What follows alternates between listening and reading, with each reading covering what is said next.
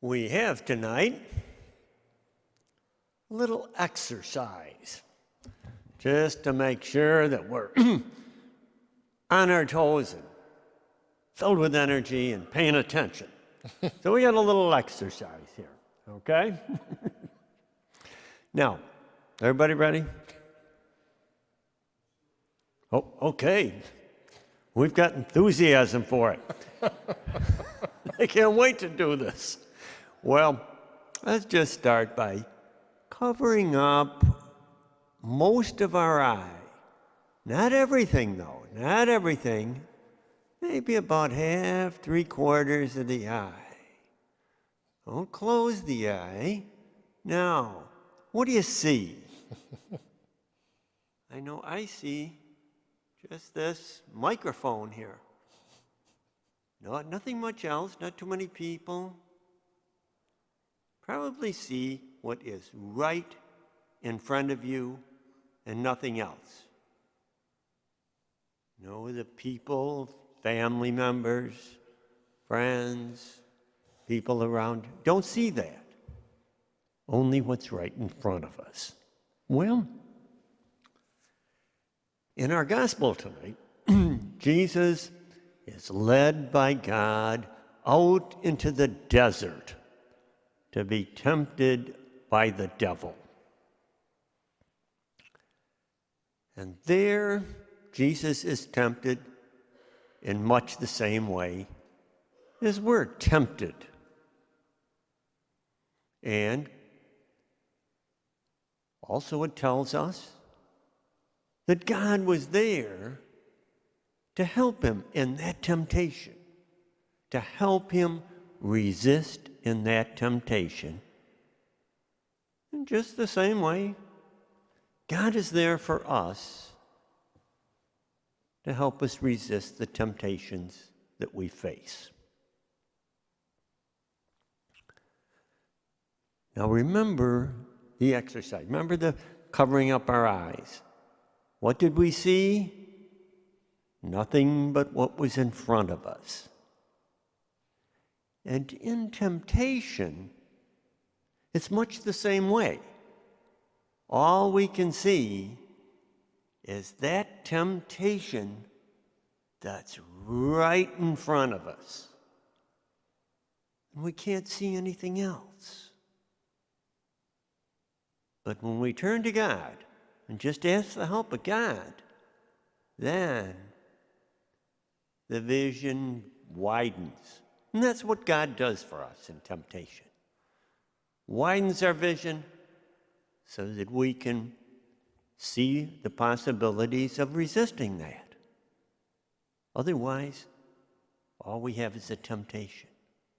Remember when we took our hands off their eyes and everything was there? People, when God helps us, and sometimes people around us help us to just see how to deal with that temptation. So, what do we do when we're tempted? All of us are tempted. What do we do? Well, I've decided to ask some people that truly know what temptation is. And sometimes being able to resist that temptation, and sometimes not to be able to resist it.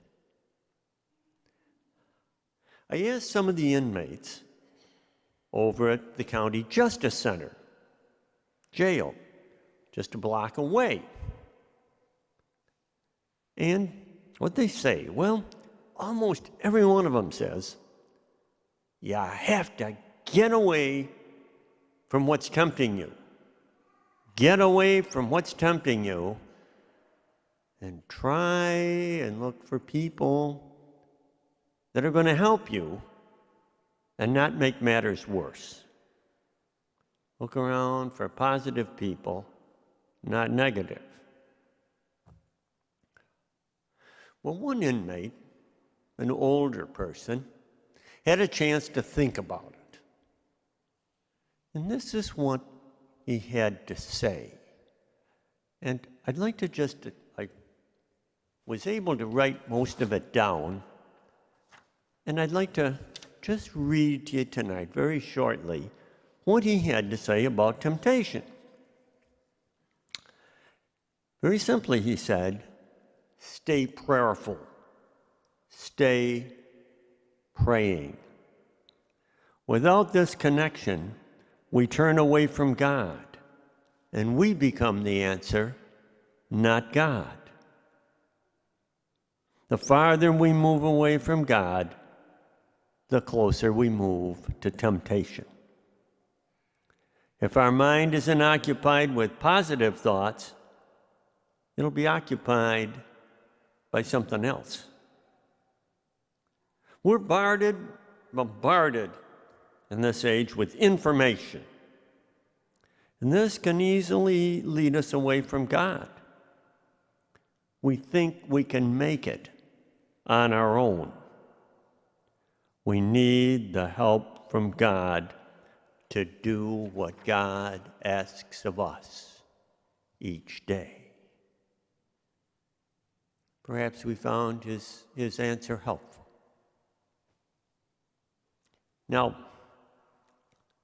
sometimes we're all tempted quite simply to give up. Give up what God seems to be asking us to do. Now, Betty is a woman who attends our Mass at the Brady Center in the neighborhood. And Betty has all kinds of health problems. Yet every day, she takes care of her many grandchildren. And she said, you know, sometimes I'm tempted to just give up this. But I know that there's nobody else that's going to take care of these kids.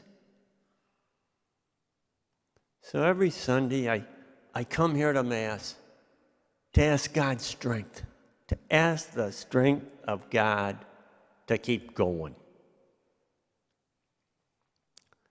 Perhaps we've experienced the same thing, tempted to give up on what God puts before us. So as we go on now and prepare to share in the body of Christ, let's ask our God for the help and the strength that we need, quite simply, to remember to turn to God in the times of our strongest temptation.